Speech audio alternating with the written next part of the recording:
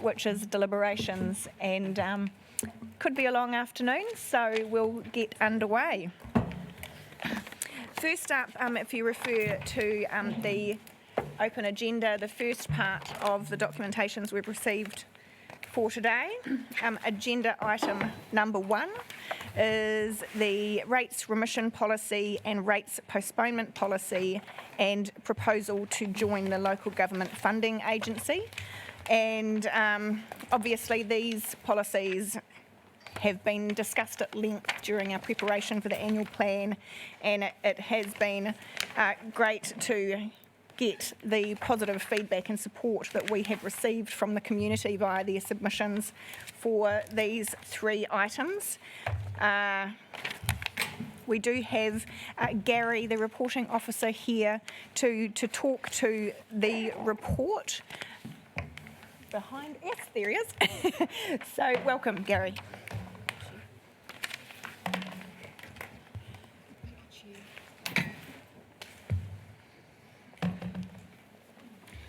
Good morning, everyone. Good morning. Okay, so in this report, as you mentioned, Madam Mayor, we're presenting the results of the public submissions on the rate remission policy, rates postponement policy, and proposal to join the local government funding agency. So afterwards, I'm seeking adoption of these policies and proposal. And the proposal by the council. So I'll just provide a little bit of a summary on the findings. So as you recall, at the 11th of June meeting, council approved the proposed amendments to these policies and the statement of proposal to join the LGFA. So the general theme of this work was better to prepare Napier City Council for any significant extraordinary events that may occur. And also open up lines of funding should council need to borrow. So it's really preparatory and expanding on what we can do and be more responsive to the public as needed to, when we need to. So the feedback can be summarised as follows. So for the rates remission policy, council received 5 submissions. 80% agreed with the policy, nobody disagreed, and 20% didn't answer the question.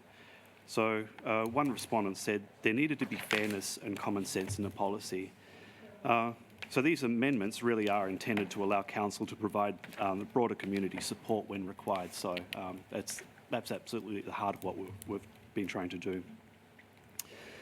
So for the rates postponement policy, the council received 7 responses, of which 100% agreed with the proposed changes. Feedback was generally positive. One respondent challenged the yearly increases in rates, particularly for older persons. So we encourage, in this situation, we encourage any older people who are experiencing financial stress to contact the council, as we may be able to provide some assistance, particularly through our postponement policy. With regards to rates increasing, it's reflective of the increases that council experiences in providing ongoing services to the city. And so through prudent management of our costs, Napier remains in the top third of lowest rates in New Zealand with councils, so we're actually doing pretty well. For the proposal to join the local government funding agency, council received 8 responses, all of which agreed with the proposal. Of the written responses, all generally agreed. One rather astute person questioned whether it didn't make sense to become a shareholder, given the low borrowing rates available, and benefit from dividends. So this feedback does have some real merit, but a few factors have prevented me from sort of making that recommendation at this time. So firstly, the primary purpose of council seeking to join the LGFA is to access credit at very good rates, so any returns or profit should be a secondary consideration. The second one is that shares may potentially need to be purchased through borrowing, and we want to reduce our reliance on debt as much as possible, particularly at this time. So that said, becoming a shareholder of the LGFA hasn't been dismissed for future consideration. So on the basis of all the responses and feedback provided, I recommend that the council adopt the rates remission policy, adopt the rates postponement policy, and also the proposal to join the local government funding agency as an unrated guaranteeing local authority. Thank you very much. Are there any questions? Councillor Simpson. Yeah, just on the point of our status of membership, when should we review the position of whether to take the next step in membership? Through you, Madam Mayor. That's a good question. This is something that I would be looking at once we have more certainty on the situation at hand. So, with the pandemic and also our funding needs over the next year or so. But I would be maybe looking in the next 3 years potentially at that. But at first, let the dust settle, figure out what we do need to do, and be responsive to the community rather than looking at the potential profit from this. Yeah. Thank you. Could I perhaps just make a suggestion as an action point that we do? Are you recommending 3 years as being an appropriate period to review that, just so that we then have something formalised as a formal reminder to review that? Absolutely. As a bit of a finger in the air, certainly. But I mean, this is something I'd be looking at on an ongoing basis anyway. Yeah. So I'd be monitoring it, but absolutely as a 3-year point, we can certainly do that. Thank you. If there's no further questions, I'd ask someone to move. Thank you, Councillor Taylor, seconded by Councillor Price. Did you wish to speak to the motion? Briefly, because as been spoken, we have discussed these items at length. I'm interested in the fact that we had 5 submissions for one, 7 for another and 8 for the other, and if the first 5 were submitted in each of those categories, it's not a great response, but any time the council gets an 80%, 100% and 100% satisfaction, I think we should take that as a pretty clear indication of where we should be going, so I'm happy to move it. Thank you. Councillor Price? I really can't say much more after Councillor Taylor's comments. Were there any other further comments from around the table? That being the case, I will put the motion. All those in favour, please say aye. Aye. Against? Carried. Thank you very much. Thank you. Thanks, Gary. Cheers, Gary. Moving on to agenda item 2, which is the submissions to the annual plan 2020-21 consultation document, and obviously quite a number of submissions to manage here. So Deputy Mayor Brosnan and myself have come up with some structure to guide this, to assist us get through this as efficiently as possible. And what we will do in the first instance, obviously we did have a submission to us from council officers during this process, so we would like to take a look at that one first and invite Adele. Are you going to be talking us through that one? Or is it going to be a joint? Adele and John. Great, thank you. And perhaps we could get this up on the screen as we work through. Yeah. These 2.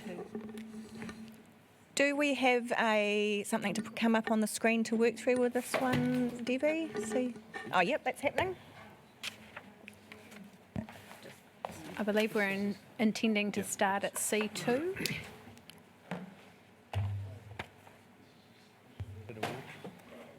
It's going to be on screen.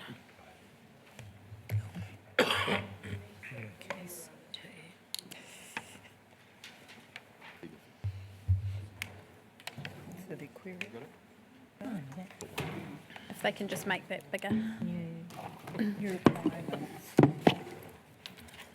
So for us, it's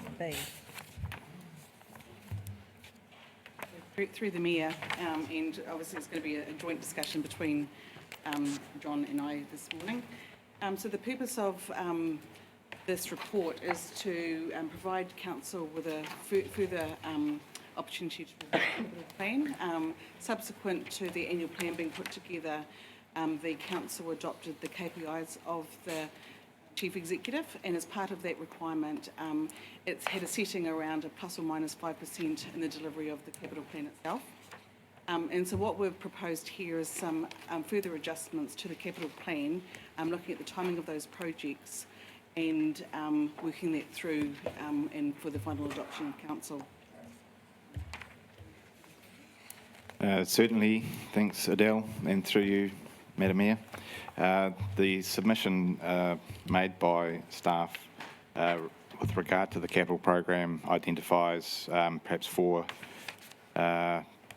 approaches in that submission. and they're summarised in tables A to D.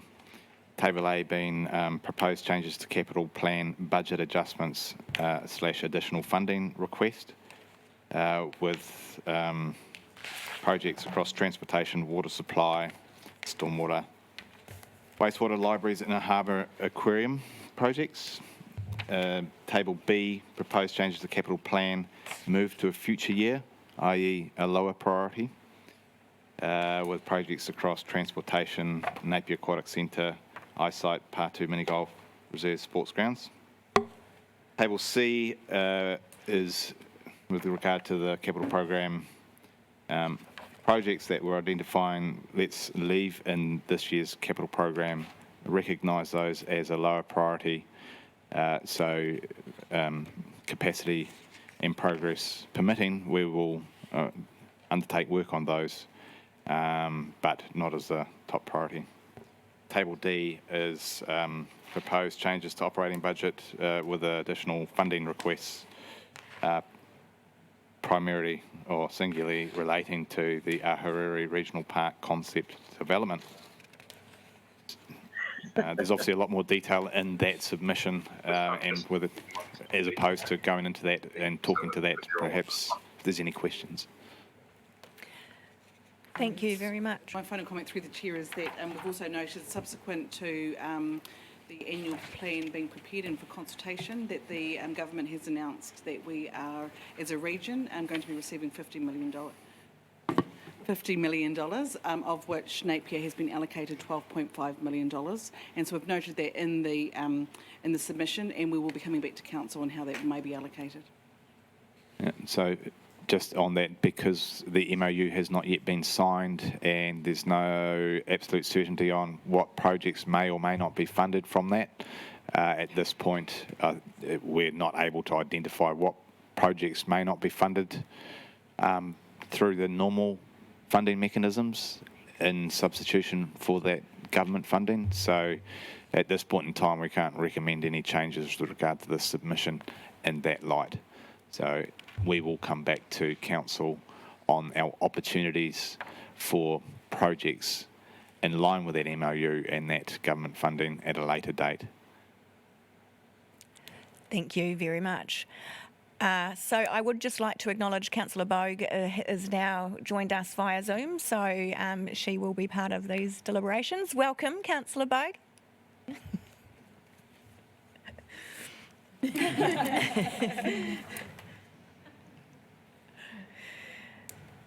And I would also like to take the opportunity to acknowledge and say thank you to the staff for all of the work that has been put into this submission.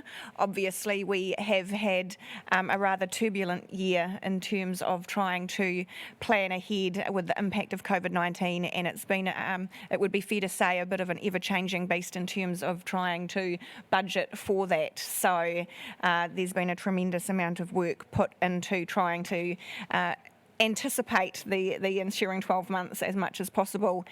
And I think it's also very important to take the time to acknowledge the work that's been put into reviewing the capital plan. And I think traditionally councils have a habit of budgeting to do too much in a short space of time, and as the politicians here we probably need to take responsibility for that, because we all want our projects at the top of the list and want them done as quickly as possible.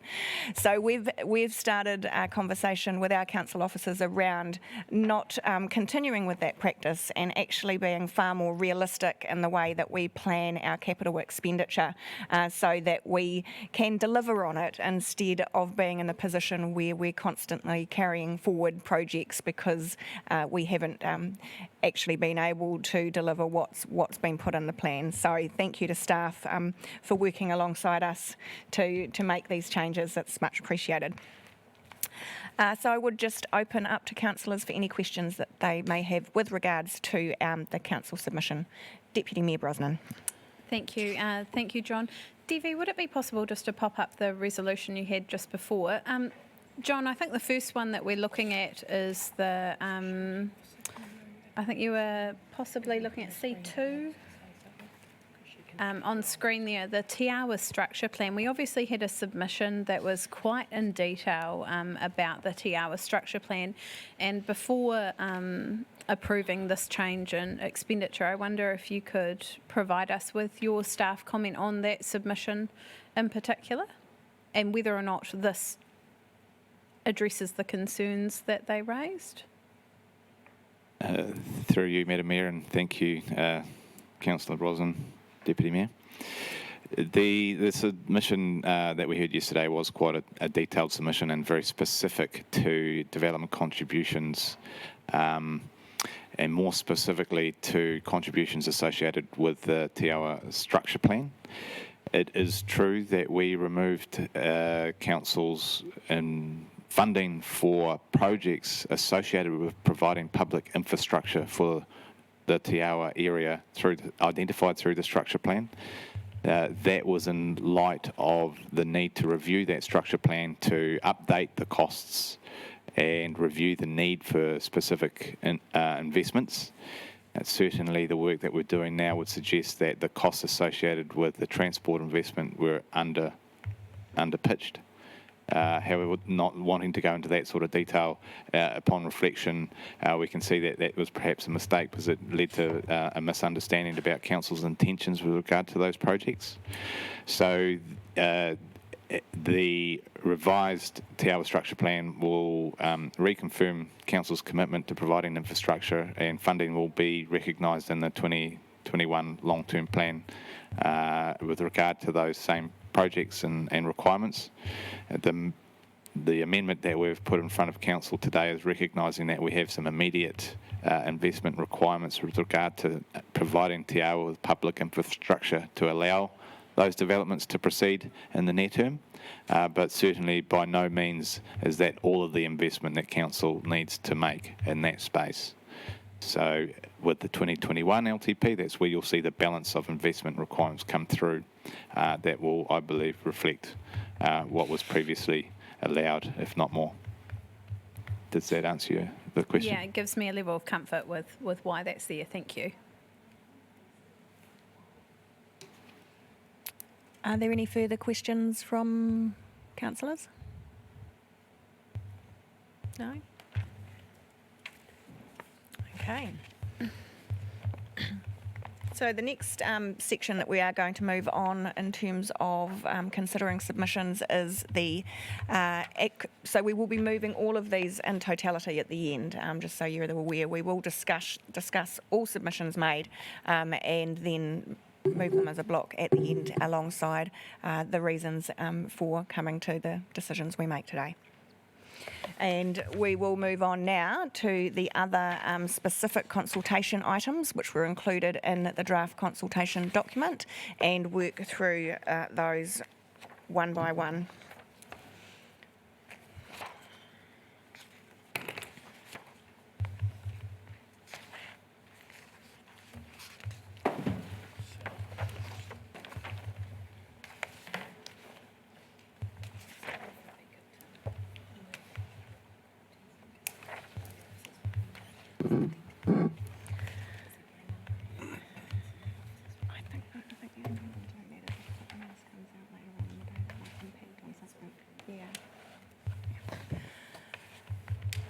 So we do have up on the screen the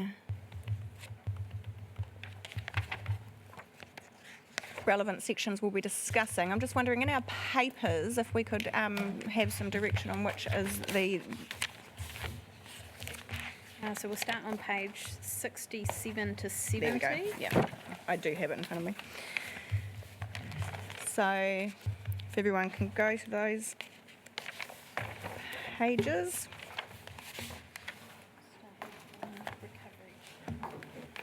Are we doing, because we're leaving the rates operating shortfall for later? Yeah.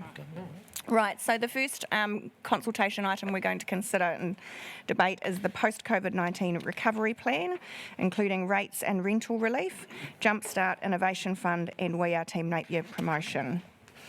We received 240 submissions on this item, of which there was neutral responses of 56%, agree 38%, disagree 6%.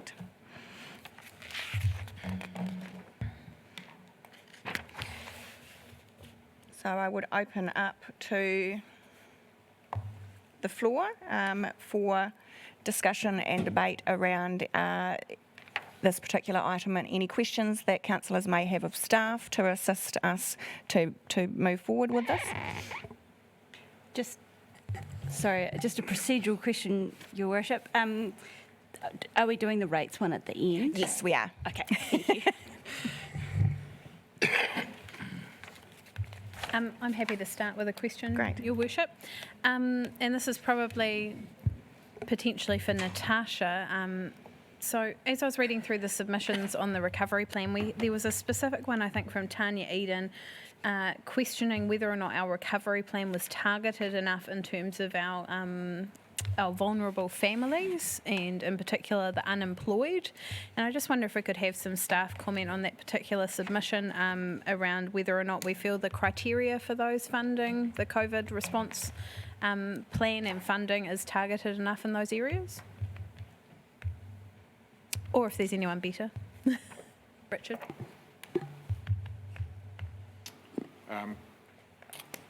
Perhaps I'll be Natasha on this one. It's a pretty hard question, actually, and it depends, I guess, on how what lens you're looking through in terms of need for the community. And I guess what the recovery team did was try pretty hard to swim in our lane. So there is a lot of agencies involved in the welfare part, and it's more about, is there a need for us to step in here from a council recovery process, and if so, we would do that.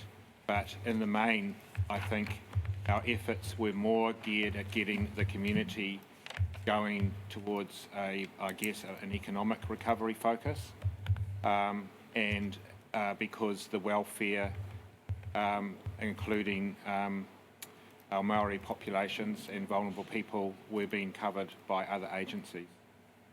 Thank you. And I suppose from my perspective, just as we're sort of discussing this for deliberations, I think the points Tanya raises in that submission are really good, but a lot of them are also covered off in the way that we've now restructured our rates, postponement and remission policies to kind of collect those vulnerable communities, and especially those who may be unemployed or having a reduction in income. So I think through a range of material, not only our recovery plan, are we looking at that kind of wellbeing? Can I just add something through the Mayor? Just in terms of the recovery funds also, there is provision to look at a community recovery, particularly around encouraging better community connection and a recognition that some... Can't hear. Old fellas Is that coming. better? Maybe right up close. Right up. The cord's a bit stuck. Okay, can you hear me better now? Yes. Oh, sorry. Okay. So as I was saying, the funding has been structured so that it does recognise community-led recovery, particularly around community connection and encouraging communities to do things for themselves. As well, the funding does recognise that some parts of the community have been affected more than others in an economic way as well, and there have been a number of grants that have been provided that demonstrate that the funds can be targeted in this way. The most recent one was the Lift Enterprise Fund, funding young entrepreneurs to basically create their own businesses. So, and we all know that youth have been heavily affected by COVID-19 economic impacts. So I think there is scope within the recovery plan and funding that has been developed as a result to address some of the concerns that Tanya Eden has raised.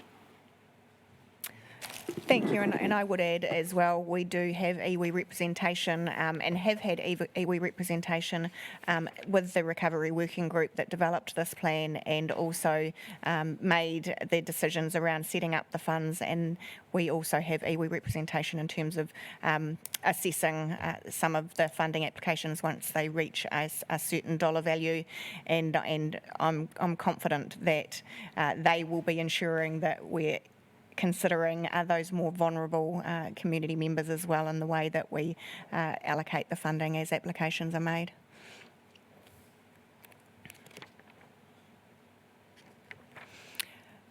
Councillor Tapani. Thank you for that information. A supplementary question to Natasha, if you could please, around the community-led consultation.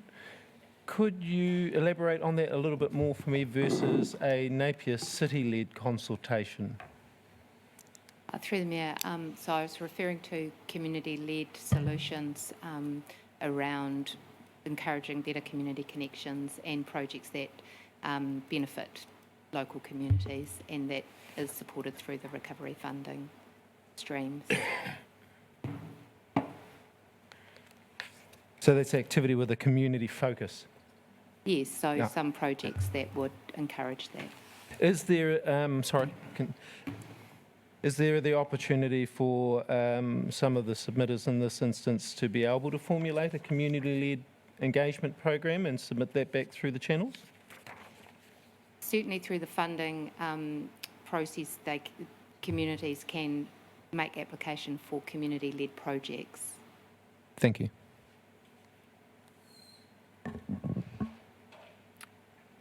Do we have any further questions on these particular submissions?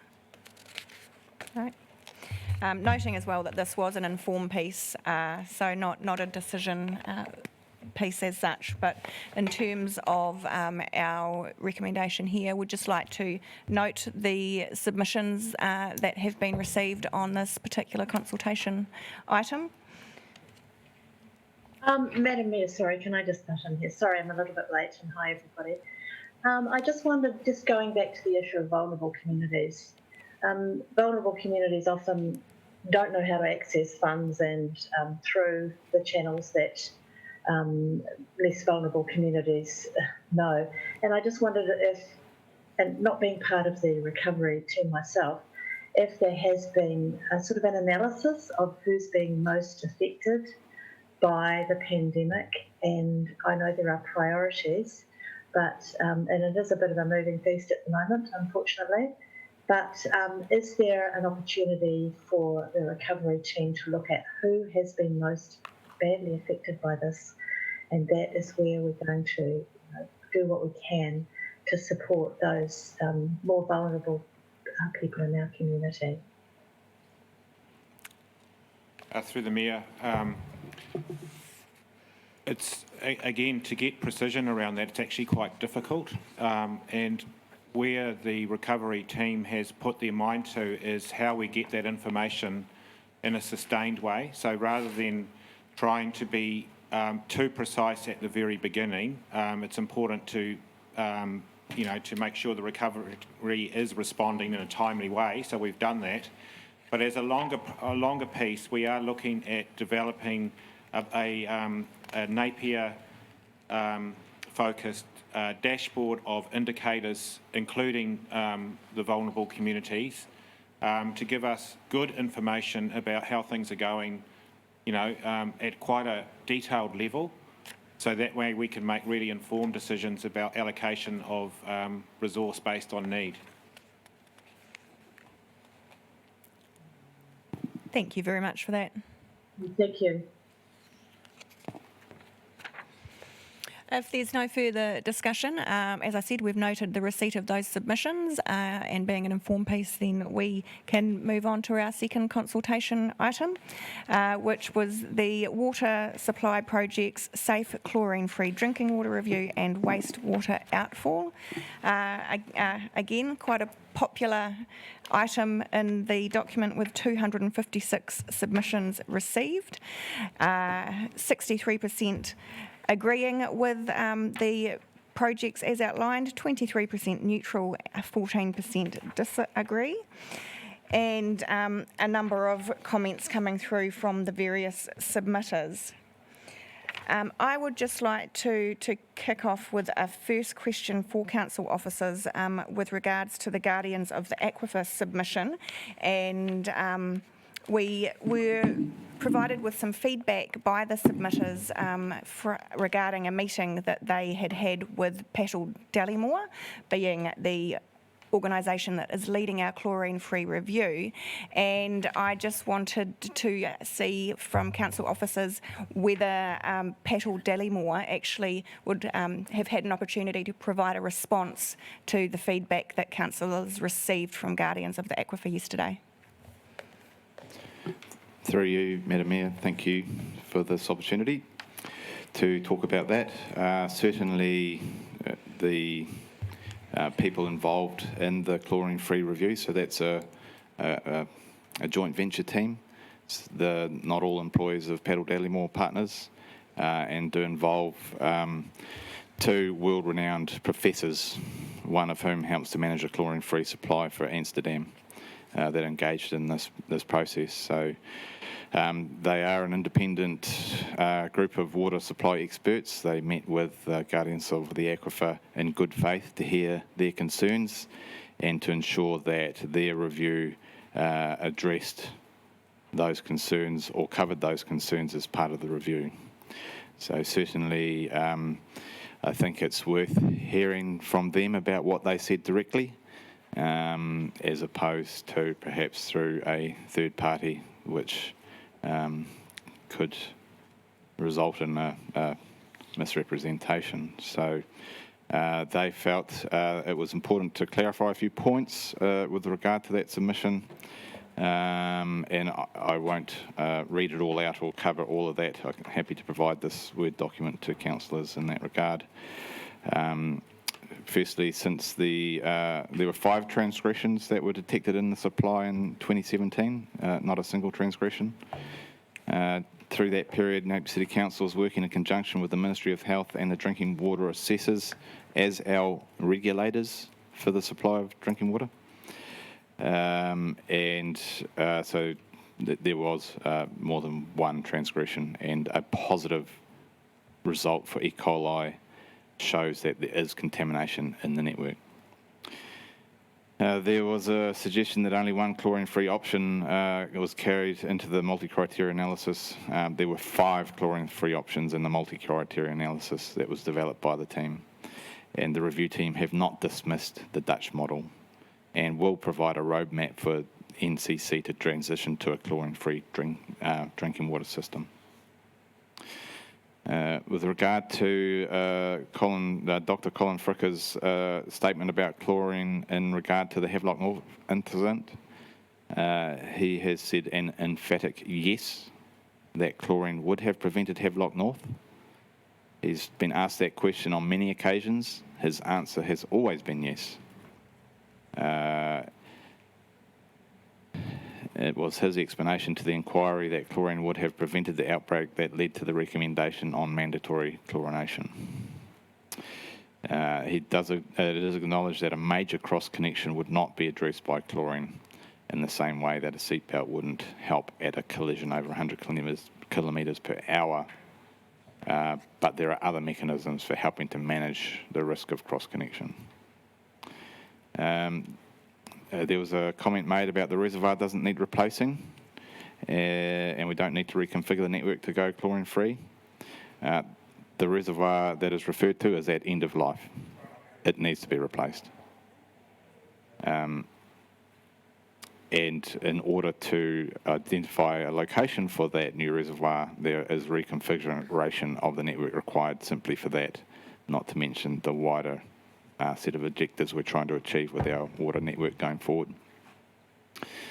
On the matter of disinfection byproducts, it was stated at the meeting with the Guardians of the Aquifer was that the sampling analysis carried out by NCC had shown the concentration of regulated disinfection byproducts is currently at the non-detection level, and as such, NCC does not have a disinfection byproduct problem.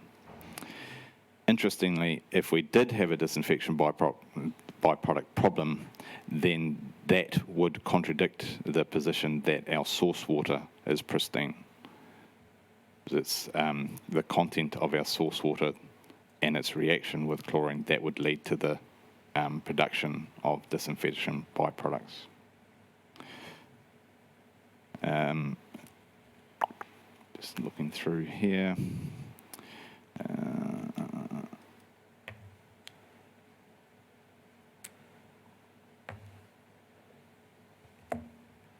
With regard to leakage, Council has started a leak detection program that will better inform our calculation of leakage. We have used industry best practice to calculate that leakage rate with the information that we have available. It is not based on computer modelling by Water New Zealand. And I guess the statement there with regard to leakage is if water is getting out, it can also get drawn back in.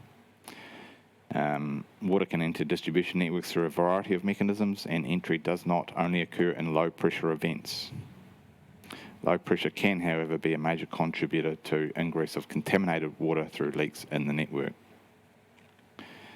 With regard to water safety plans, Council will need a new water safety plan under the new framework. So as we know, we have a new water regulator, and that has been made clear by central government, and a new water regulatory bill has now been passed. And more effort will be required from Council to meet the requirements of that new regulation, even with our current network. UV treatment. Council will have to have UV treatment to address contamination risks in our raw water or our source water. An additional microbial barrier such as UV is considered to be necessary given the information reviewed on the source water to date in consultation with government officials. Currently, Council has bore security status. This means that UV is not required. However, as explained to the Guardians of the Aquifer on several occasions, bore security status will not continue and UV treatment will be required under New Zealand's drinking water standards.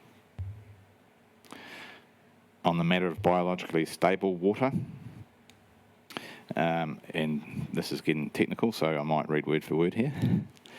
We are not concerned so much with pathogens growing in the distribution system, although potentially respiratory pathogens such as Legionella and Mycobacterium avium have been isolated from biofilms and water distribution systems. The concern is with aesthetics. The team has recognised and understood the low organic content of the water source and therefore its consequent lack of disinfection byproduct formation in Napier, and have only included for the removal of iron and manganese and UV disinfection. It is important to remove these metals since they can contribute to the formation of biofilms and can accumulate in the system over time, in particular iron particles, and they result in additional maintenance interventions to clean the system. It should be noted that the Dutch have levels of iron and manganese in their chlorine-free systems at levels well below those in the New Zealand drinking water standards, and this is partially to minimise the impact on maintenance of the system, i.e. reduced human intervention and risk of contamination.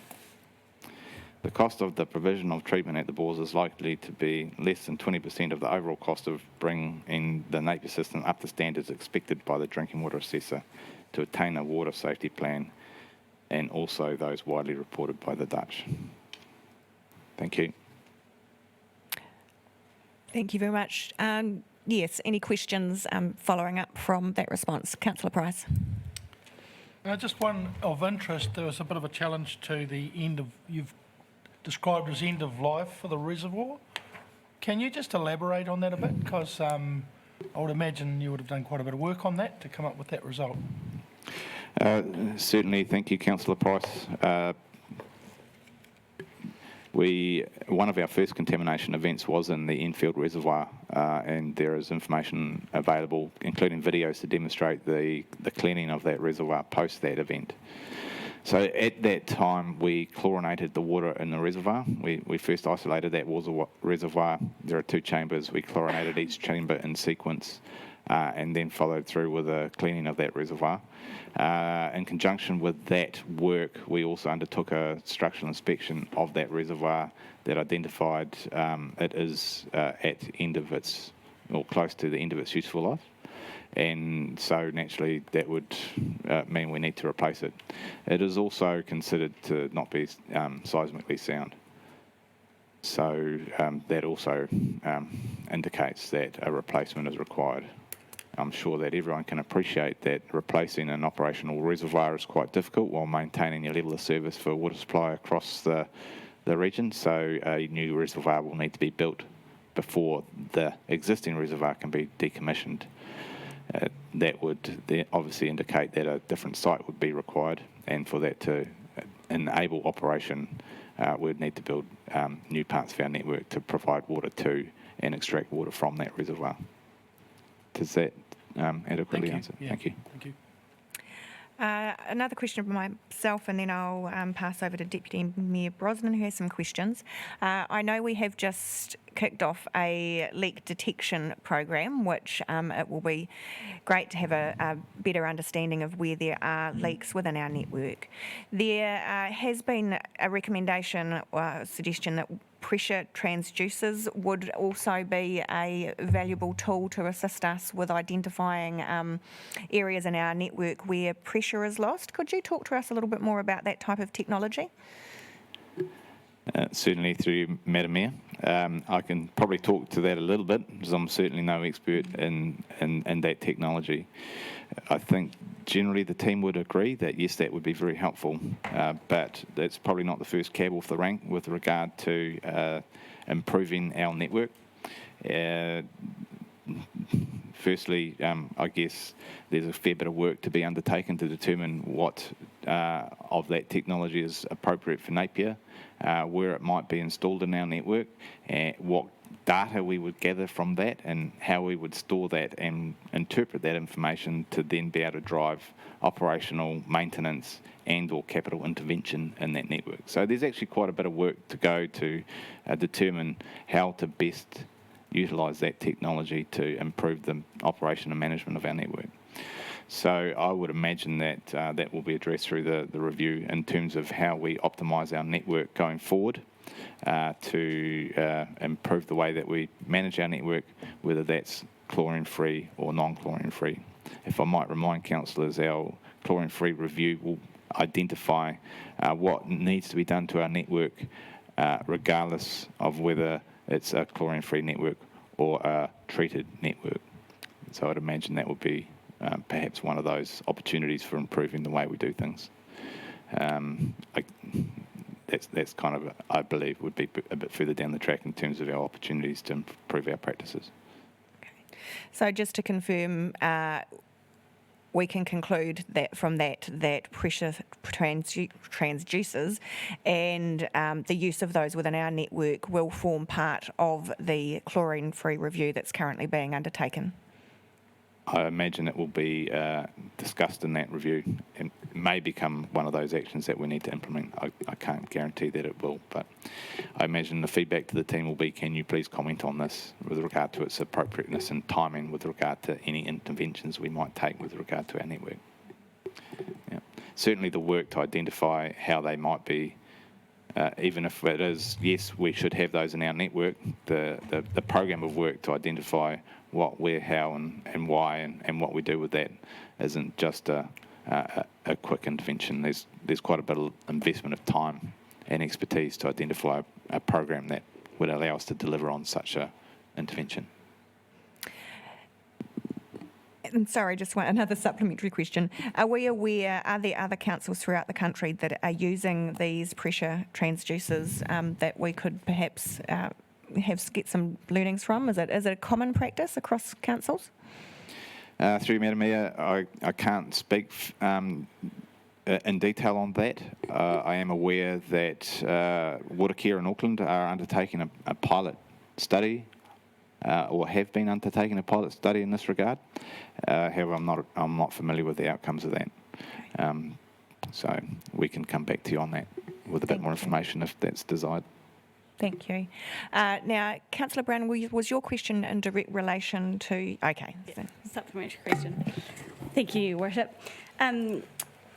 So, to answer your question, pressure transducers are commonly used to measure flow through pipes, definitely on a small scale, but I can't talk to councils. Would we have the software to be able to use that data? Through you, Madam Mayor, that's a great question.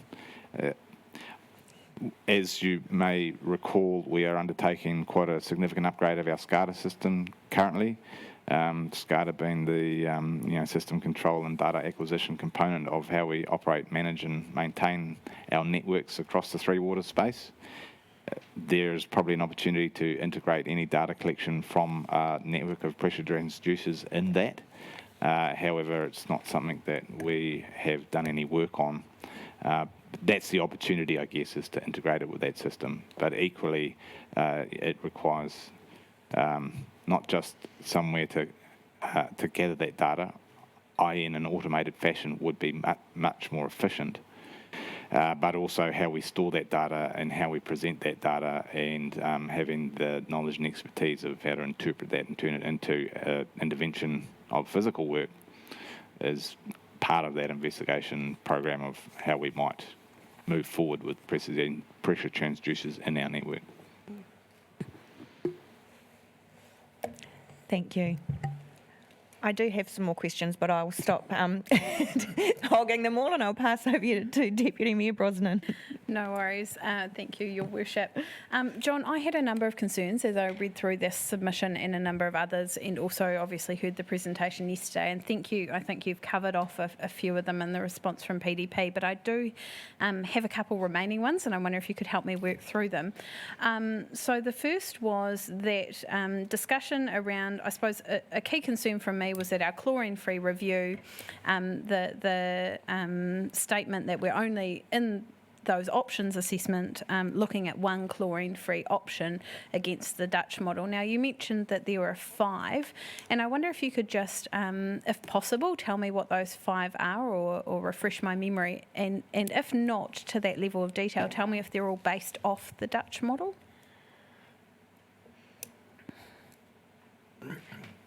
Through you, Madam Mayor and Deputy Mayor, thank you for that question. I can't speak to those in detail.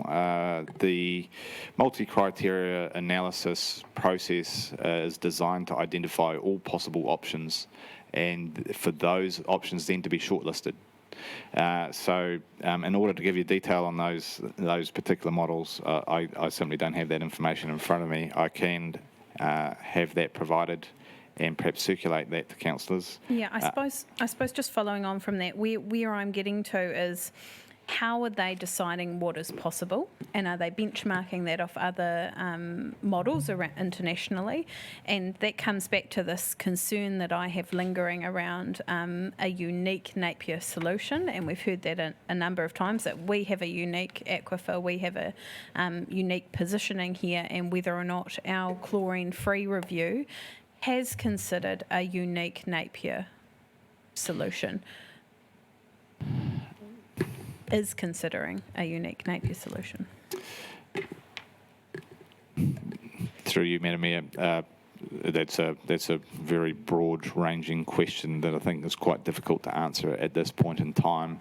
The expert panel of independent experts will be looking at our network, but largely will be governed by the regulations around what water suppliers are required to do to ensure a safe water supply. So while we do have a unique water source, we're learning more about that water source all the time. And certainly since even 2017, 2018, with earlier considerations of the security of our aquifer, all the work that we're doing, HPCRC are doing with modelling of the aquifer is demonstrating that our knowledge needs to be expanded all the time. Recent sampling around our test bores demonstrate that within one layer of the aquifer, water quality can vary. So any system will need to manage the identified risks to both source water and network supply of water. So I guess that's a question for the team as they develop up their options. What will realistically address the risks or perceived risks and enable us to develop a water safety plan that complies with the regulators' expectations around providing for safe water. Thank you. I think that, and I'm sorry, I didn't frame that as a question, just an ongoing, lingering concern I have. So what I think I've got to in your response is that perhaps we need to ask that the review team or the team make sure they cover off what some kind of unique situation for Napier might look like as part of their assessment. Through you. And sorry, before we move on from that particular line of discussion, I guess I would also like to seek some reassurance that within that review process and the consideration of a unique Napier solution, we are seeking independent advice from other key stakeholders within our community who have extensive and historical knowledge of both our aquifer and our infrastructure. What sort of, locally based knowledge has that review team sought to date, and how can we gain some reassurance that they will tap into those resources? Through you, Madam Mayor, look, I certainly don't have that detail in front of me. And the review is in its early stages, developing up that draft report. I guess, the comment about historical knowledge of our aquifer, well, we have new up-to-date knowledge being developed all the time that's demonstrating that historical knowledge isn't as comprehensive as we'd perhaps like it to be. And that's the nature of new knowledge, isn't it? So what stakeholders are they engaging in? Perhaps I'll bring some information back to elected members with regard to that. But certainly I'd point out that we're looking at taking Napier's water network to a position it currently isn't achieving and hasn't achieved in the past. So just trying to put some context on the value of old knowledge. Thank you for that. And I think when we'd start putting up some comments on that, I'll have an action in there just around us having some feedback provided to us on who else has been consulted in the review process from a local Napier perspective. Deputy Mayor, I'll pass back to you. Mine was around local stakeholders, Your Worship. Sorry. And no, I'm good, thank you. Good. I do just want to put this on the table because as councillors we're often asked, can't you just remove the chlorine now? So I think it would be really useful, because we are in a public forum and being live streamed, perhaps if we could have an explanation as to why that's not an option available to us at the moment. Through you, Madam Mayor, how long have we got? Look, it's a great question, and I appreciate that our community are concerned about this matter. I guess the key part here is that as a water supplier, we are required to meet drinking water regulations, and it's important to stress the need to comply with the governing laws of the land for the supply of safe drinking water. So in that regard, and through compliance with the regulatory requirements of council as a water supplier, we need to provide a water safety plan that identifies the risks of contamination to both source water and the distribution of water through our piped network. And we need to identify satisfactory actions and mechanisms by which we'll manage those risks. And so if we develop a water safety plan that, in the regulator's view and in their expertise, doesn't address those risks adequately, then we do not get an approved water safety plan. They are obviously also very knowledgeable about the risks associated with both our source water and distribution networks, and so equally as capable of identifying and assessing those risks. But at the point at which we develop our water safety plan, we need to own those risks and those actions. So to remove chlorine currently would put us in breach of our water safety plan and therefore legally non-compliant with the regulations that govern Napier City Council as a water supplier. Technically, that would be essentially operating illegally, which, as we've committed to through our KPIs, is to be fully compliant with all the laws and regulations of the land.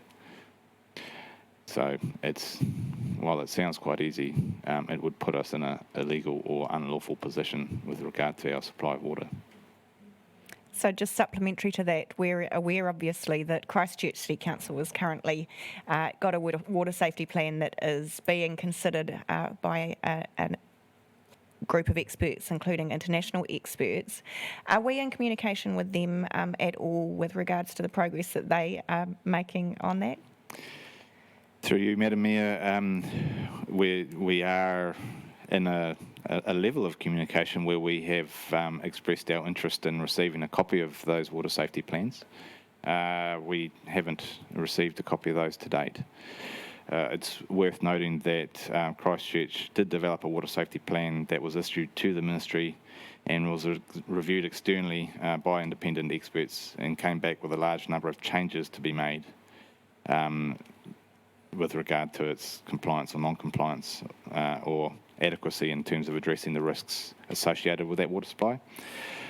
We are aware that they have redeveloped that water safety plan and resubmitted that water safety plan, and that again is going to be reviewed by an independent international panel of experts.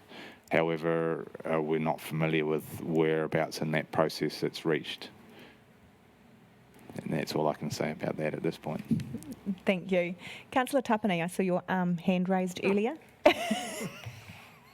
Thank you, Your Worship. I'll start with biostructure and the comments. So thank you for your feedback so far, John. Could you just provide confirmation for me? Were we aware of the biostructure of our water, and have we adjusted our chlorine regime to reflect that? Through you, Madam Mayor, just seeking a little bit of clarification on that. With the biostructure, you refer to biologically stable? That's the one. That's the one. Biologically stable water. Certainly, post the chlorination of our water supply, the level at which manganese is naturally present in our water was understood to a basic level prior to that. The manganese content in our source water does comply with the maximum allowable values within the drinking water standards. However, the science around the oxidation and precipitation of manganese byproducts from chlorination is a pretty complex thing, and we've learnt a lot about that since the chlorination, and obviously the resulting dirty water incidents that we're experiencing now. We're still working through the process of how and why that's happening with our water, and identifying that has obviously led to the identification of ideally lower manganese content in our source water would mean we do not have to treat to remove manganese from our water, and that's driven our investigation into other bore location options.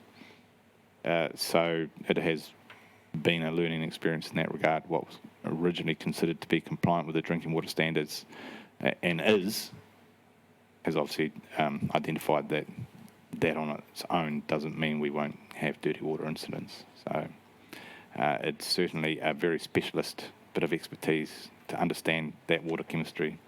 Cool. Thank you. I've got two more questions, and the last one's really easy. I like those ones. The second one was around a follow-on question from the Mayor and the Deputy Mayor's comments around parties who will be engaged during the consultation and engagement of this ongoing work. And I noticed that on page 75 of the agenda, we reflect on the needs to engage with Māori in our community also. But in the middle of that paragraph, it refers for the need for a budget to engage better. And I noticed that a number of our submitters, comments and concerns around information and how that's reaching our community. And am looking for an opportunity to bolster the engagement component of our water work, so that we can be more proactive in that space around some of the key stakeholders that we would like to take on that journey. When do you think we might be able to get an indicator of what that commitment might look like? Because it's hard to determine from that one sentence, but the urgency is nonetheless there. Thank you for that question. Through Madam Mayor, if I could ask Natasha to perhaps speak to that. Through the Mayor. So, can you hear me? A little, not really. Better? You might have a dodgy microphone. Oh, that's better. That's better? Okay. Having a bit of trouble with this one. So just in response to that, we have been working over the last couple of months to establish a communications and engagement strategy for Three Waters work to create more visibility around the work that is being undertaken and the work that is being planned. That strategy will be coming to Council in the coming weeks. It is a very complex water program and has required quite a bit of planning and to ensure that the whole of the water program is clearly communicated and that we've identified the stakeholders that we need to engage with and how best to do that. So there's a comprehensive piece of work coming your way very shortly around that. Fantastic. Thank you, Natasha. And just by extension, the parties mentioned in today's deliberations are amongst the list of stakeholders that will be presented in a couple of weeks. The likes of bailiffs, through the submissions, there was bailiffs, well drillers, Ahuriri Estuary, the Aquifer Protection Society. So just the normal key groups, but just some verbal confirmation that they're on that list. So through the Mayor, yes, the key stakeholders are still being identified, but certainly the ones you've mentioned are part of that plan, as well as others that will arise as new projects come on stream, because there will be a number of different combinations of affected parties and interest groups as we go forward. Cool.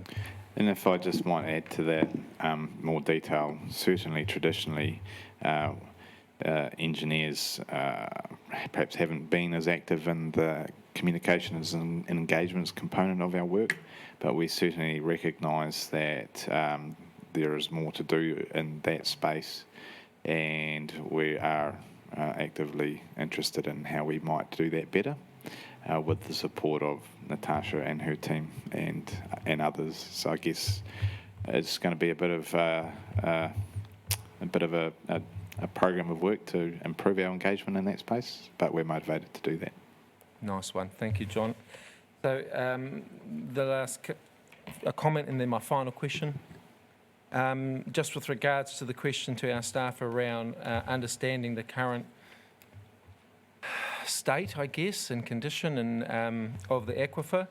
I'm conscious of the fact that Hawke's Bay Regional Council spending $4.3 million getting a digital scan of that very thing, because their understanding was the same as our understanding 4 years ago, and we've since realised that that was completely wrong, and so we're all trying to get a better understanding of what the aquifer is and what it currently looks like. So I'm looking forward to what happens with that 3D scanning.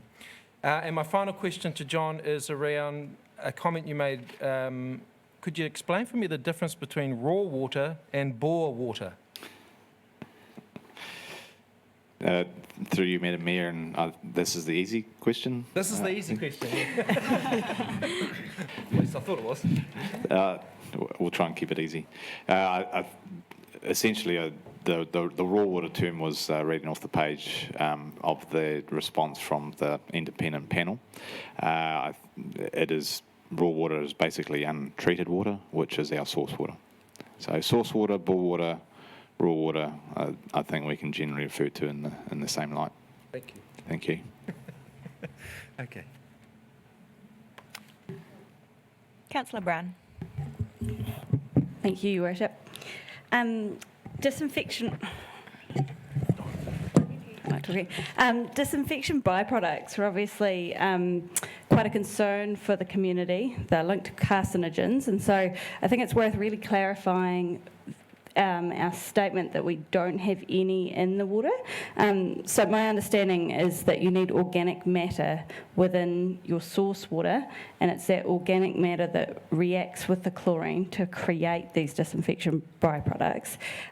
Is it correct to say that we don't have any of that organic matter in our source water, which is how we come up with our beautiful, pristine, unique Napier situation? Through you, Madam Mayor, I'm not going to hold myself up as an expert on the organic composition of our raw source bore water, or comment on the biologically stable nature of our source water. So certainly not an expert in that space, and I think that's where our review panel, being the absolute experts in this regard, would be best to answer that. But I'll just repeat the comments that they've passed on in their responses. The sampling analysis carried out by Napier City Council has shown the concentration of regulated disinfection byproducts is currently at the non-detection level, and as such, NCC does not have a disinfection byproduct problem. That's a mouthful, don't say that too fast. And with regard to biologically stable water, we are not currently concerned with pathogens growing in the distribution system. And that's around particularly, pathogens relating to respiratory things like Legionella and the other really complicated word that I can't pronounce, Mycobacterium avium. So where they're looking at our biological content is around the aesthetics of sediment formation. Yeah. However, we'll note that question and perhaps come back with a bit more comprehensive response from those people that are qualified to comment on it. Councillor Bogue. Okay, thank you. Just in terms of us being at level 2 at the moment with the pandemic, I'm not quite sure whether this is appropriate for me to ask this question now, but seeing we're talking about water, are the dechlorinated water taps still open? And if so, when are they not going to be open? And are there any levels of service at the moment in terms of the dirty water and our water provision of water being affected by being level 2? Thank you. Through Madam Mayor, Councillor Bowe, can you just repeat that last part there? I didn't pick up on that. Sorry. Are any of our levels of service currently affected by being in level 2 in terms of perhaps dirty water management or responses to public concerns about their water? Thank you, Councillor Bogue, for that clarification. At the current time, my understanding is that we have not changed our operation and maintenance regime with regard to water supply. Our dechlorination stations are currently open under level 2, and we have not restricted access to those at this point in time. We will be reviewing that with regard to the government's move to level 2. I think where that really might come in is around level 3, level 4, and whether we go there, obviously we'll have to take measures at that point in time to ensure we're not providing the opportunity to breach physical distancing and cleanliness matters. However, right now, my understanding is no changes have been made. However, they may be under review. Great, thanks. Councillor Crystal. In the submissions that we got, 79 people complained of health issues, taste and smell of chlorine. That's a very significant number of people. It's actually 25% of all responses. And the chlorine, and then I noted that when people, the response for if people have problems with smell is to leave a jug of water on the bench or boil it or use a dish stop filter or use a household filter. I think most Napier people would just like to go to the tap and turn it on. And boiling it certainly does not take away the taste, so I'd like to dispute that. One of my questions is, we are still using emergency chlorination stations at our bores, and it does say in here we're not as refined as it should be, the chlorination at the bores. How are we monitoring the level of chlorine that is going into our system, and is this what is causing the taste and smell and the high levels that other cities are not experiencing? Through Madam Mayor, that's a great question, and thank you for that. Yes, our chlorination systems at each of our bores that are operational are very basic and do require more manual intervention, particularly with regard to topping up or checking and topping up the chlorine available to undertake the chlorine treatment. The treatment is regulated based on the flow rate of water that is being extracted from that bore, and therefore the treatment of chlorine, looking to target a certain level of concentration of that chlorine, is based on the flow rate from that bore. So in that regard, it's not simply dump a whole lot of chlorine in the water and the concentration is what you get. So it is regulated in that regard. However, those are obviously interim arrangements with regard to those, and that's why we do have in our water program the development and construction of dedicated treatment facilities that would allow for absolutely consistent practice and well-monitored operation in its entirety. Does that fully answer the question? So we're Possibly. not measuring the chlorine levels at anywhere in the system? Thank you for just tidying up on that response. We monitor the freely available chlorine levels in a number of locations across our network, and we're monitoring daily what those are, I believe.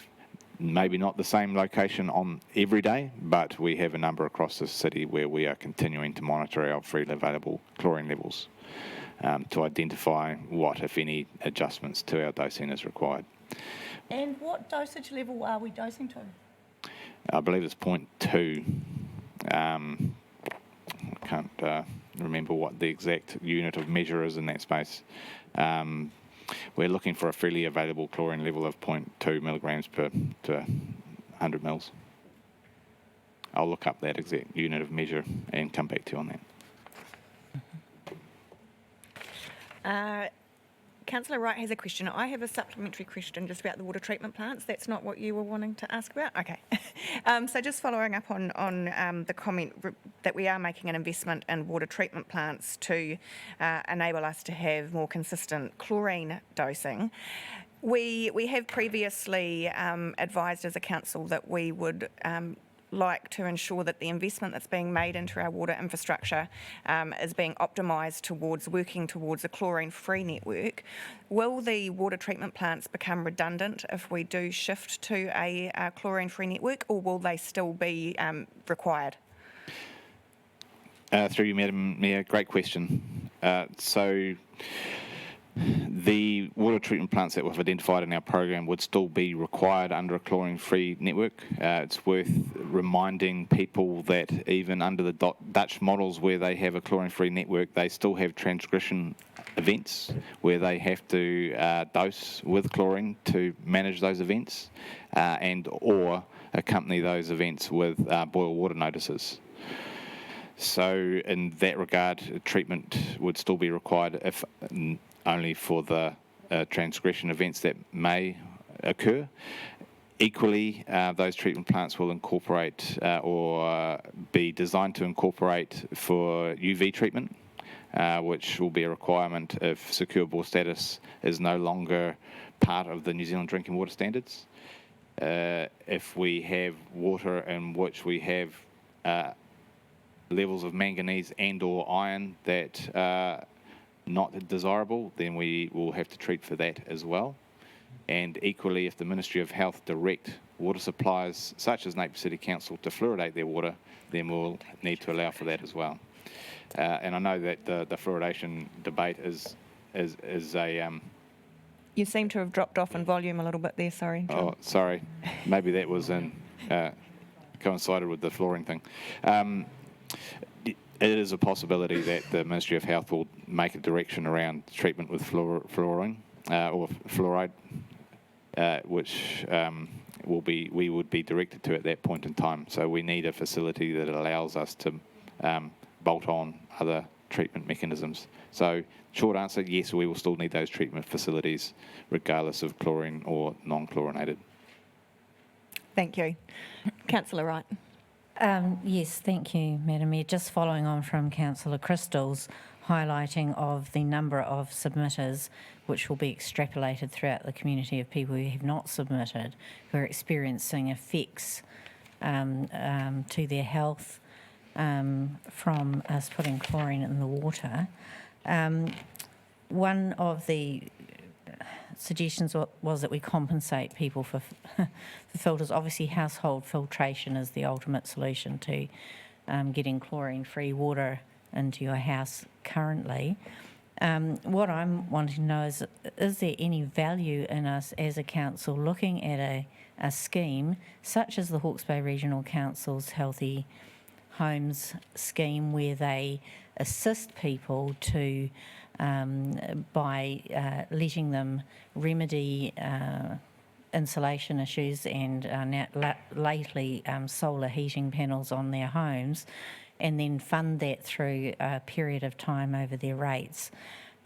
Because one of the comments here was that access to unchlorinated water depends on privilege. Now, for a lot of us, maybe the cost of a household filtration system of $800 to $1,000 isn't a lot of money, but for many people in our community, given our statistics and deprivation statistics, would find that an insurmountable amount to find in one go. Is there any thought that we could look at the scheme that the Hawke's Bay Regional Council is running and apply a similar scheme here to water filters for people who can pay off over their rates over a period of time that is makes it an affordable option or an accessible option for them? It just seems to me that it would be a good solution. I know there'd be some administrative issues around it. There may not actually, you may be able to convince me that there is not the demand for it, but at the end of the day, it's something that we could consider. There is a precedent for it with the regional council schemes, and it would maybe, we're talking about a long-term solution here. There is no quick fix in what we're doing. We're talking years, and this is a way we can help people today.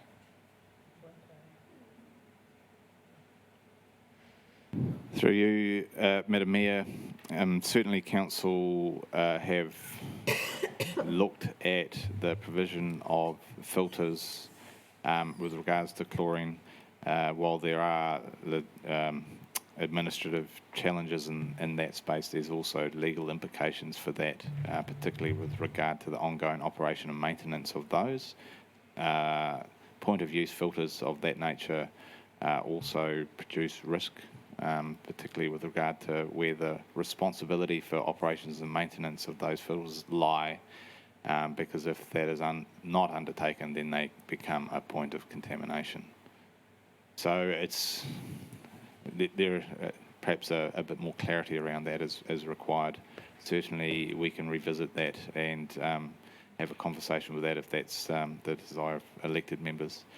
I'd just like to point out that we absolutely feel for those people that are having these issues. It's not like we don't have any sympathy or empathy for them, and we are working as quickly as we can to address dirty water first and foremost, and we feel for those people that are having those challenges. And I just coming back, I know you've got want to add to that. I just wanted to cover off on the concentration. So. The units for chlorine dosing is parts per million, equal to milligrams per litre, and the average dose of bores at the moment, the average dose is 0.6 parts per million. I just want to point out that through a purchase to own scheme, that the ownership of the infrastructure then belongs to the person, because at the end of the day they will own that, and therefore the maintenance of it belongs to them, just as it does through the regional council scheme when you're purchasing insulation, windows and solar panels. And through Madam Mayor, I think that's a really good point of clarification. Thank you. And just further to that, I think that isn't something that we've actually investigated to date. We had, as Mr Kingsford pointed out, discussed council-provided filters, but I don't believe we've had any discussion at length about introducing a scheme such as that. So I'd would be happy to recommend that as a recommendation as part of this process that we investigate it. Deputy Mayor Brosnan is typing up some notes, so she will add that to the. Thank you. Thank you. Through you, Madam Mayor, I'll just correct my statement on the testing. So we test 27 locations in our reticulation network every second day for freely available chlorine. And we have a stable platform of results there, measuring all above the 0.2 parts per million freely available chlorine threshold. That is our target in our network, particularly with A1 and C1 being all fine. Councillor Crystal. So what's the highest level then? What's the highest level? It will be below 0.6 parts per million, because it won't be any higher than what it's dosed at the bore. I know, but like the ideal level's about 0.2. That's the minimum for which it's considered to be effective. I've just got a quick question. In light of Councillor Wright's proposal, would we have to budget now if we were looking at doing that? There would be a budget required if we're essentially loaning funds but I think what we're indicating is that we would actually just like to investigate that as a proposal. So I was worried. Councillor Tupney. John, just one question around the SCADA upgrades that we're looking to invest in going forward. You mentioned in your korero around how Holland tends to respond to events. So will the SCADA and data system that we're looking to move into provide us with that level of response? So if we did eventually have a chlorine-free network, would the SCADA and system we're looking or investigating be capable of providing us with a timely response process or ability to supplement a chlorine-free system with an augmented chlorine response? Ooh, that sounded flash. For you, Madam Mayor, I see the easy questions are over. No, sorry. That is a good question. And certainly the pressure transduction network or philosophy within the network would enable us a quicker response, I believe. The complexity of that network would determine how quickly we can localise where a pressure fluctuation will have occurred. So the more pressure transducers, the quicker and more accurately you can narrow down into where an event may have occurred. At the moment, we don't have that information, and when a leak occurs, it's usually we're responding to someone having called it in. So absolutely, it would be an improvement, and that's part of the work we need to do. How much investment in that technology is enough to, and where's the sweet spot for the number of transducers, and how we use that data. Certainly, a lot of automation over what those transducers might provide us would allow us to have a quicker response. Thank you. Are there any further questions of council officers? No, I know Deputy Mayor Brosnan's been busy typing up some actions and notes for us to consider. So I would ask her to, have you shared that with, excellent. So we'll have that pop up on the screen. Thank you, councillors. So in response to submissions and discussion, I've prepared the following for you to consider and amend as appropriate. So on chlorine, yes, in this part on water. So that council, 1, reconfirms water as its number 1 priority.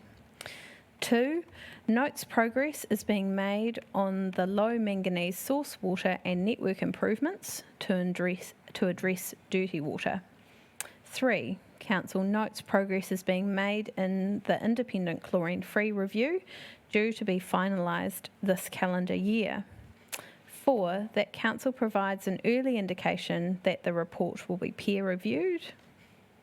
5, requests that the scope of options being assessed in the chlorine-free review include not only the Dutch model, but all options for a unique chlorine-free solution for Napier. 6, and I think this speaks to your note, Your Worship, asks that the chlorine-free review consultants speak with local stakeholders and previous senior water employees of council to tap into the local knowledge in the investigation and identification of all chlorine-free options. 7, notes council's intention to roll out a comprehensive communications shortly on our water and water program, including our chlorine-free work.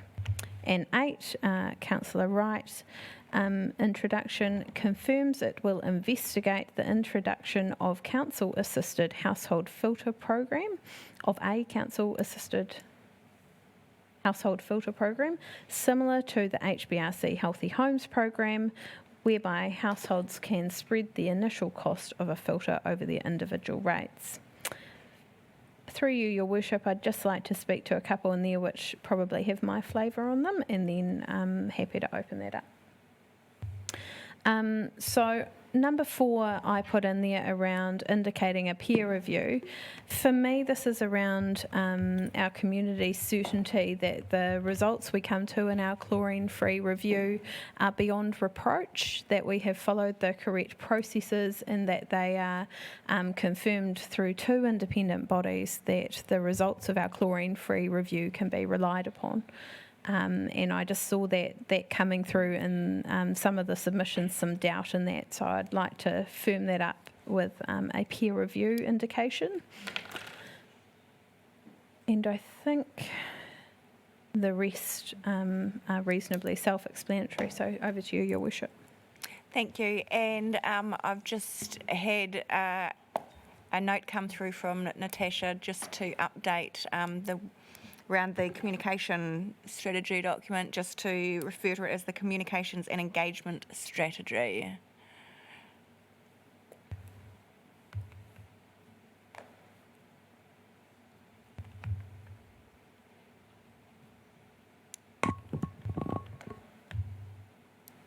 Great, thank you. Councillor Price. Just in item 6, can we put something in referring to what Councillor Tapani referred to about the Regional Council new mapping system? That won't be finished for another 8 to 12 months, I think. Something we should bear in mind, isn't it? With our It will investigations? inform the whole region. Can you see how that can move in there a little bit? Could you see that being covered under local stakeholders, being the Regional Council obviously a key stakeholder of information in that space? It's just if you've gone quite specific on a couple of items and it's general and everything else.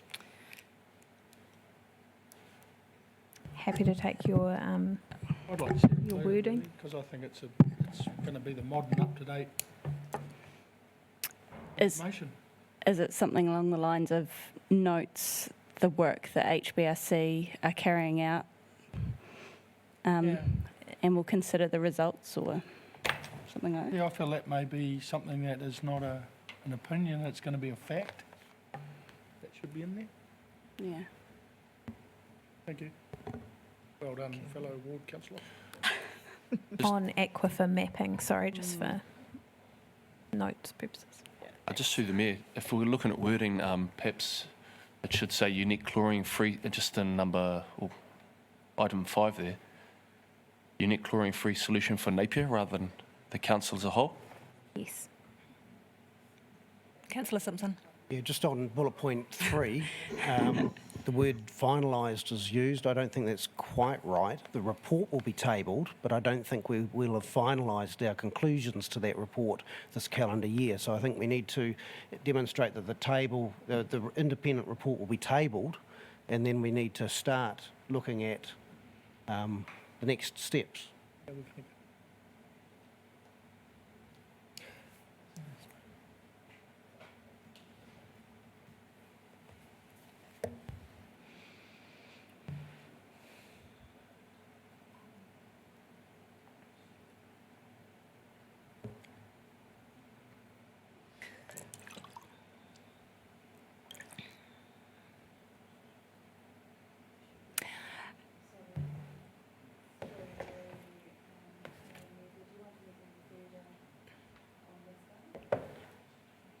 can't hear. On aquifer mapping. Councillor Brown, you had some wordings around that. Notes that the work being carried out by will be noted and considered in will be considered in future planning. Yeah, because that speaks to the fact that our consultant's already quite closely engaged with HBRC, doesn't it? And yeah, it's important because that will talk to how secure the aquifer actually is. Like, we all think it's amazing, but this will give us the science to prove that or disprove it. I also believe in that if there's an earthquake and something changes, it will pick it up, whereas we go back in history, we don't know what's happened. Yep. Okay. And I'd like to add another point in there, and is Maxine okay? So I'd like it just to add a point in there about that council will continue to communicate with Christchurch City Council regarding their water safety plan and move towards a chlorine-free network.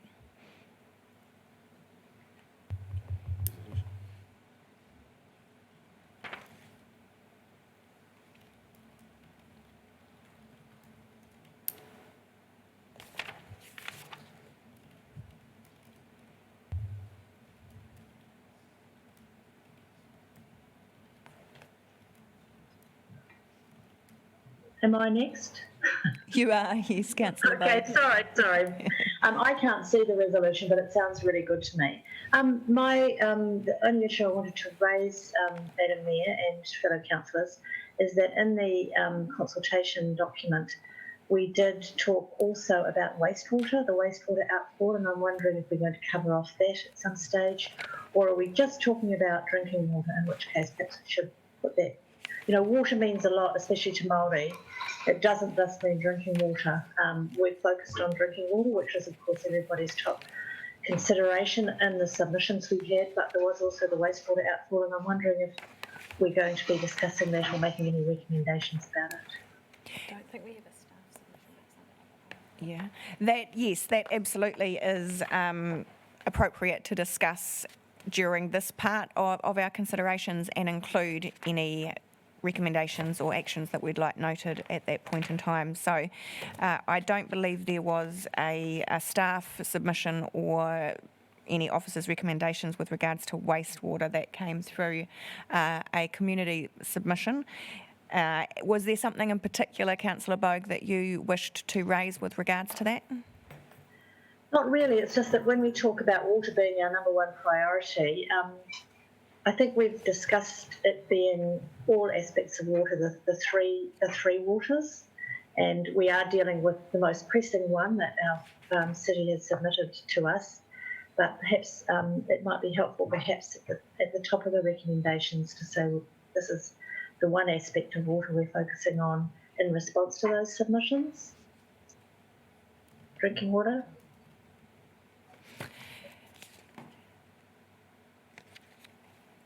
Yeah, I'm just trying to think, get my head around the best way to actually tie this in. So we may be able to deal with the wastewater submission this afternoon when we are going to actually work through all of the individual submissions that came through on other items. So I think we'll pick that up during that process. Okay. Happy with that? It's okay. Yeah. I think you're right. We could make a note in this particular section that although the predominant focus has been on drinking water, that commitment to water being the number one priority does cross all of our three waters. Perhaps just update that first point to reflect that. Your Worship, you could possibly just put Māori in front of the word water, which would cover all 5 categories, your 3 waters plus your aquifers and on-land storage. Okay.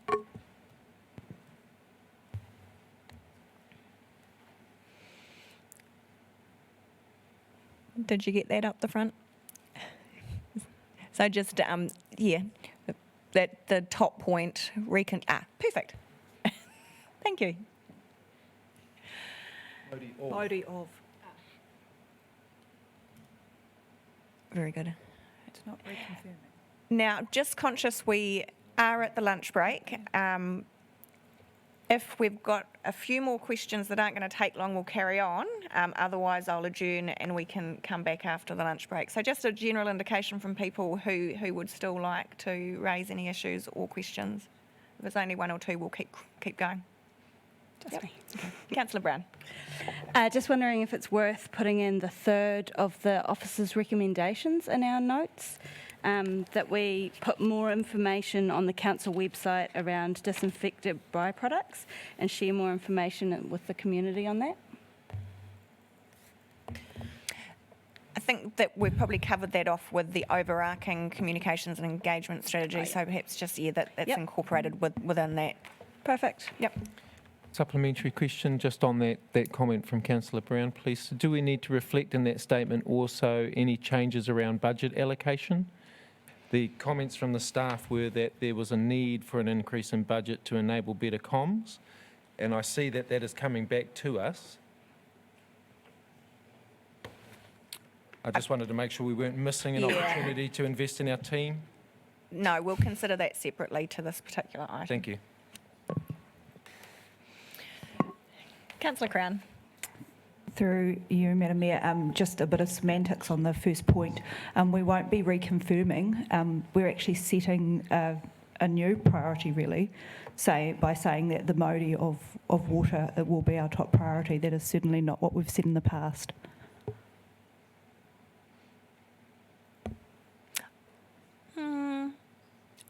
I think we're just providing some additional clarity that when we say water, what we've mentioned, it's never been specific in terms of it was not drinking water, it was water, and I think that's. But therefore, it's not reconfirming. It's confirming. Okay.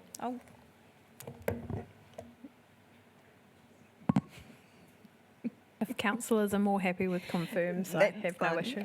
Can I? From my perspective, it's always been about the whole of water, and but anyway, that's fine. Can I? What we're arguing about. Given that there's already a little bit of confusion around the inclusion of Māori, perhaps we as a council would benefit from spending a bit of time on understanding what that means for us before we move it into that space. So I hear Councillor Crown's concerns. We have slightly changed by adding that word, because what does Māori mean to Napier City Council? We've never defined that for ourselves. So while it's in the RMA and it's across every other environmental action, it's something we yet to define for ourselves, which it's not a huge task, but we might be inviting a bit of a rod for our back if we jump to this stage, despite the fact it was my suggestion, before we actually determine for ourselves what does Māori mean for us and what does Māori mean for Napier. Can I suggest then that we revert to reconfirms Three Waters as our number one priority? General nodding of heads. Yep. With thanks and Okay. apologies. I think this is a good time to stop and have a break. We can leave that up there so that as we do wander back into the room after the lunch break, you can all read through it. It would be good if we could get a copy of that through to Councillor Bogue in an email perhaps, so that she can also see what we've drafted up, and we will just do a final run through of that when we return from lunch before we move on to the next item. Thank you, everyone, and thank you, John. That was a big session for you. Thank you very much. Thank you. I'm happy to answer any questions to the best of my ability, but I'm obviously drawing on the expertise of our whole team. Bet you do. Bet you do.